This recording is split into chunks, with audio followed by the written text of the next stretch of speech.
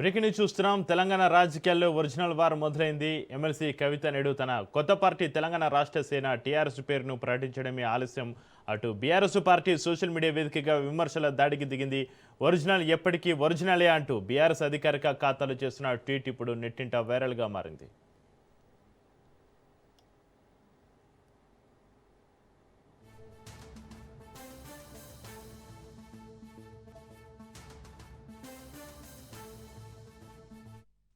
ఎన్ని డూప్లికేట్లు వచ్చినా తెలంగాణ ప్రజల అసలైన ఆకాంక్షలకు ప్రతిరూపం బీఆర్ఎస్ పార్టీనని, ఏది ఒరిజినలో ఏది డూప్లికేటు ప్రజలకు బాగా తెలుసంటూ కవితకు ఘాటుగా సమాధానమిచ్చింది పార్టీ హైకమాండ్.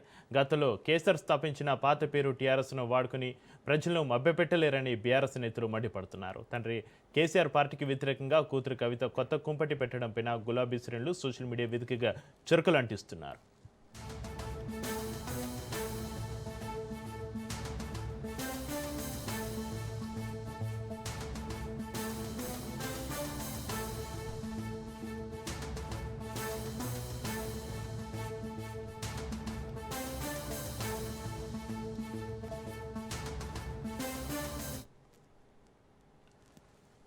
తెలంగాణ రాజకీయాల్లో ఒరిజినల్ వార్ మొదలైంది. ఎమ్మెల్సీ కవిత నేడు తన కొత్త పార్టీ తెలంగాణ రాష్ట్ర సేన టీఆర్ఎస్ పేరును ప్రకటించడమే ఆలస్యం. అటు బీఆర్ఎస్ పార్టీ సోషల్ మీడియా వేదికగా విమర్శల దాడికి దిగింది. ఒరిజినల్ ఎప్పటికీ ఒరిజినలే అంటూ బీఆర్ఎస్ అధికారిక ఖాతాలో చేస్తున్న ట్వీట్ ఇప్పుడు నెట్టింట వైరల్గా మారింది.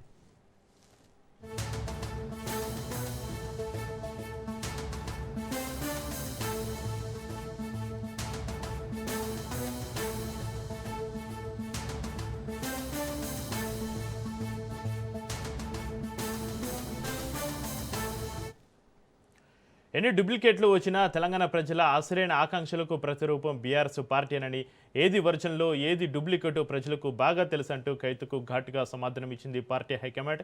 గతంలో కేసర్ స్థాపించిన పాత పేరు టీఆర్ఎస్ను వాడుకుని ప్రజలను మభ్యపెట్టలేరని బీఆర్ఎస్ నేతలు మండిపడుతున్నారు. తండ్రి కేసర్ పార్టీకి వ్యతిరేకంగా కూతురు కవిత కొత్త కుంపటి పెట్టడంపైన గులాబీ శ్రేణులు సోషల్ మీడియా వేదికగా చురకలకు సంబంధించి మరింత సమాచారాన్ని మా ఇన్పుట్ ఎడిటర్ శ్రీకాంత్ ఫోన్ లైన్లో అందిస్తారు. శ్రీకాంత్, తెలంగాణ రాజకీయాల్లో ఒరిజినల్ వార్ మొదలైంది.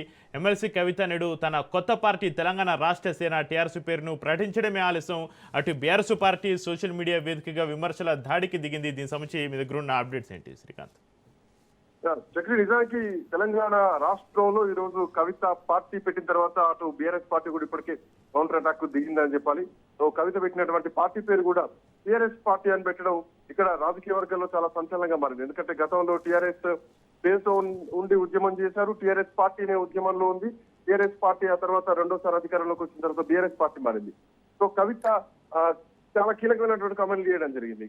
కేసీఆర్ దాడి చెప్పారు. కేసీఆర్ రాజకీయ పరిణతి తప్పడం జరిగిందంటూ కూడా, కేసీఆర్ మొత్తం ఉద్యమ రథం దారి తప్పిందంటూ కూడా చాలా సెన్సేషనల్ కామెంట్ చేయడమే కాకుండా ఆమె తన సభలో ఇవాళ తెలంగాణ రాష్ట్ర సేన అంటూ కూడా, అంటే టీఆర్ఎస్ పార్టీ మళ్లీ పుట్టింది ప్రజల తరఫున అంటూ కూడా చాలా కీలకమైనటువంటి కామెంట్ చేసి, అంటే తను చేసిన ప్రసంగం కూడా మొత్తం సంచలనంగా మారిందని చెప్పాలి. ఆమె తండ్రి కేసీఆర్ మీద తో పాటు టీఆర్ఎస్ పాలన మీద చేసినటువంటి వ్యాఖ్యలు రాజకీయ వర్గాల్లో మాత్రం చాలా సంచలనంగా మారాయి.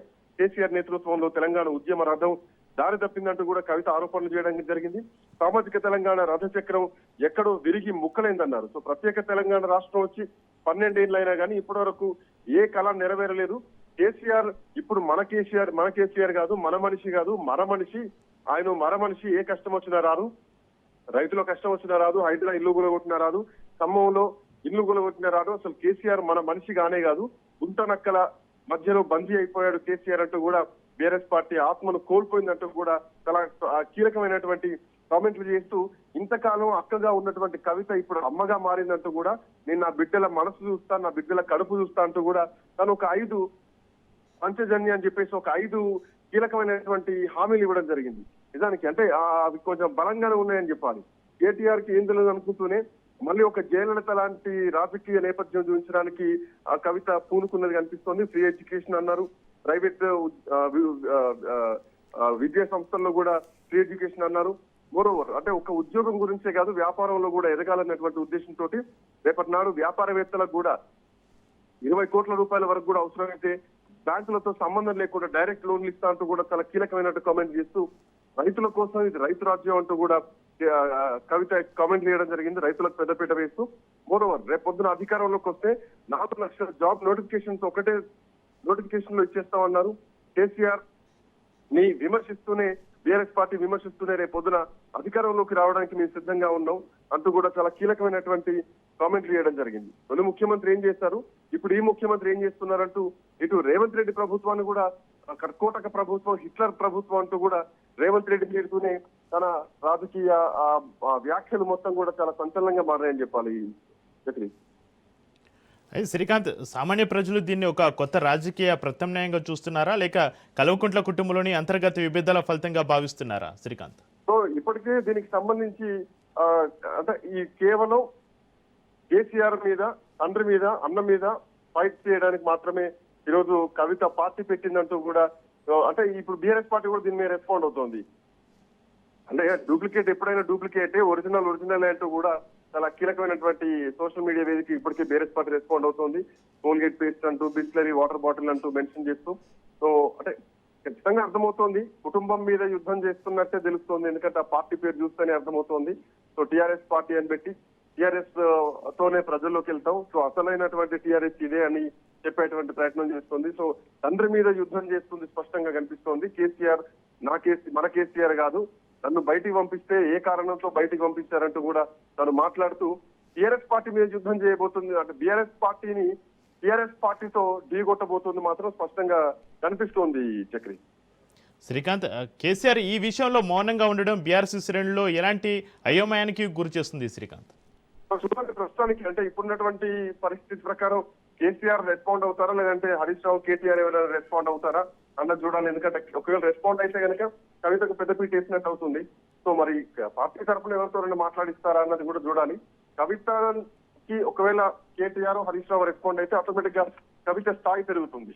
సో అట్లాంటి నేపథ్యంలో పార్టీకి సంబంధించినటువంటి వ్యక్తులతో, లేదంటే పార్టీలో సెకండ్ కేడర్ లీడర్లతో ప్రెస్ మీట్లు పెట్టి, ఎందుకంటే నిజంగా కేసీఆర్ ని టార్గెట్ చేస్తూ మాట్లాడింది కాబట్టి ఖచ్చితంగా కేసీఆర్ ని అనే హక్కు ఎవరికి లేదు. అసలు టీఆర్ఎస్ ఏందో ప్రజలందరికీ తెలుసు. సో టీఆర్ఎస్ నుంచి బీఆర్ఎస్ గా మారింది. సో ప్రజలతో కేసీఆర్ ఉన్నారు అన్నటువంటి ఒక ఉద్దేశాన్ని తీసుకొచ్చేటువంటి ప్రయత్నం మాత్రం ఖచ్చితంగా బీఆర్ఎస్ పార్టీ నుంచి ఒక రెస్పాన్స్ వస్తుంది అనుకోవచ్చు. శ్రీకాంత్, పార్టీ నుంచి బయటకు వచ్చాక, అంటే బీఆర్ఎస్ పార్టీ నుంచి బయటకు వచ్చాక 10 నెలలు వేచి చూశాను, ఆ తర్వాతనే పార్టీ పెట్టానంటూ ఇంతకుముందు కవిత మాట్లాడడం జరిగింది. ఆ మాటలో అర్థం ఏంటి? ఒకవేళ బీఆర్ఎస్ పిలిస్తే మళ్ళీ వెనక్కి వెళ్దామని చూసారా? తన మాటలు ఏ విధంగా అర్థం చేసుకోవచ్చు శ్రీకాంత్? అంటే తండ్రి ఎంత కఠినంగా ఉన్నారో, తండ్రి ఎంత కర్కోశకంగా ఉన్నారో అర్థం చేసుకోవచ్చు. ఏ తప్పు చేయని నన్ను పార్టీ నుంచి బయటికి వెళ్తే నేను 10 నెలలు వెయిట్ చేసినా, నన్ను ఏమైనా ఉద్యోగిస్తారేమో, నన్ను వైపు ఏమైనా మాట్లాడతారేమో, తండ్రి మనసు ఏమైనా కరుగుతుందేమో అనుకున్నాం. కానీ ఈ తండ్రి కేసీఆర్ కాదు, ఆ కేసీఆర్ వేరు, ఈ కేసీఆర్ వేరు అంటూ కూడా కవిత ఆ మాటల్లో ఉద్దేశం అది. ఎందుకంటే 10 నెలలు నేను వెయిట్ చేసినా వెంటనే పార్టీ ఏం పెట్టలేదు, కానీ 10 నెలల వరకు కూడా నన్ను ఎవరు పట్టించుకోలేదు కనీసం అంటూ కూడా కవిత తండ్రిని ఉద్దేశించి, అంటే మన కేసీఆర్ కాదు, మన మనిషి ఉమ్మ అంటూ మాట్లాడుతున్నారు. ఒక రోబో లాంటి వ్యక్తి ఇప్పుడు కేసీఆర్ ఫామ్ హౌస్ కే పరిమితం అయ్యారు. పెద్దగా అధికారంలోకి వచ్చినా కానీ కేసీఆర్ తో ఏమీ చేయలేదు, మళ్ళీ ఆ గుంటనక్కలు తోడలేంటూ చేస్తాయంటూ కూడా అంటే తన ఉద్దేశం ఏంటంటే మళ్ళీ సంతోష్ రావు, హరీష్ రావు వీళ్ళే ఉంటారు, వీళ్ళతోనే నడుస్తుంది, వీళ్ళ చేతుల్లో బందీ అయిపోయాడు కేసీఆర్ అని చెప్పేటువంటి ప్రయత్నం చేసింది. అయితే దీన్ని బీఆర్ఎస్ పార్టీ ఎట్లా రెస్పాండ్ అవుతుందో చూడాలి. Chakri right, thank you Srikanth.